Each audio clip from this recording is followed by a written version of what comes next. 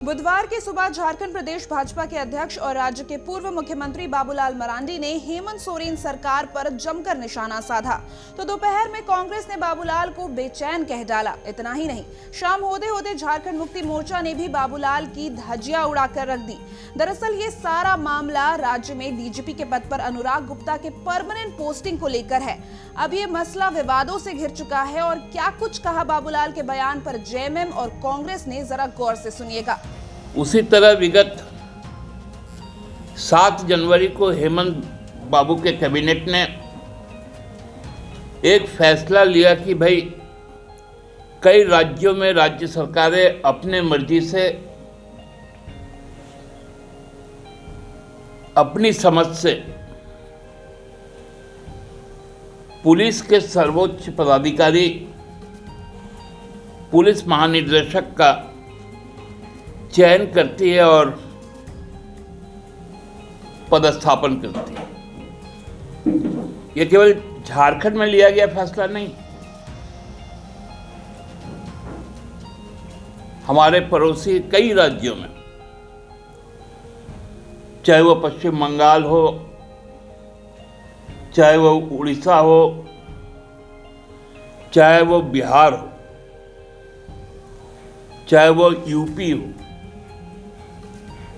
जहां कई राज्यों में भाजपा की सरकारें हैं, वहां पर पुलिस महानिदेशक की नियुक्ति वहां के सरकार के द्वारा की जाती है। गुजरात में भी पुलिस महानिदेशक की नियुक्ति और राजस्थान में भी वहां की राज्य सरकारों द्वारा की जाती है। ये एक अलग परंपरा था कि झारखंड सरकार पूर्व में 3 नामों का पैनल भेजती थी और उसके बाद उस पैनल से कोई सिलेक्ट होकर आता। अब वो प्रथा समाप्त कर दी गई और यह निर्णय कैबिनेट का है। और कैबिनेट का निर्णय इसलिए है क्योंकि इस कैबिनेट को जनादेश प्राप्त है। जनादेश विपरीत मिलने का असर इतना बाबूलाल जी पर हुआ कि अब वो पूरी तरह विचलित हो गए, क्योंकि उनका स्वप्न था कि अब हम इस राज्य का मुख्यमंत्री बनेंगे दोबारा, लेकिन जनता ने उनके सपने पे पानी फेर दिया।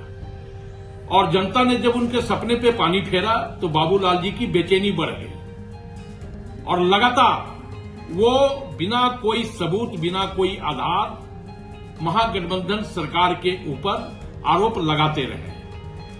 बाबूलाल जी भी इस राज्य के मुख्यमंत्री रहे, उन्हें यह पता होना चाहिए कि एक मुख्यमंत्री का अधिकार क्या होता है और राज्य मंत्री परिषद का अधिकार क्या होता है।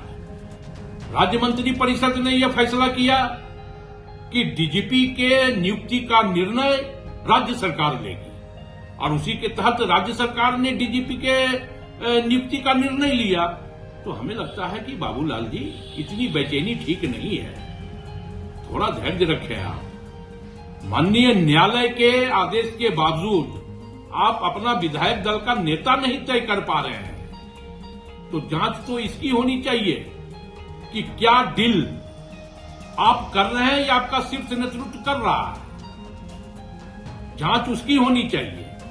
और सीबीआई, ईडी तो आप लगातार इस राज्य में भेजते रहे हैं, लगातार आप सीबीआई और ईडी के माध्यम से सरकार को अस्थिर करने का प्रयास कर रहे हैं।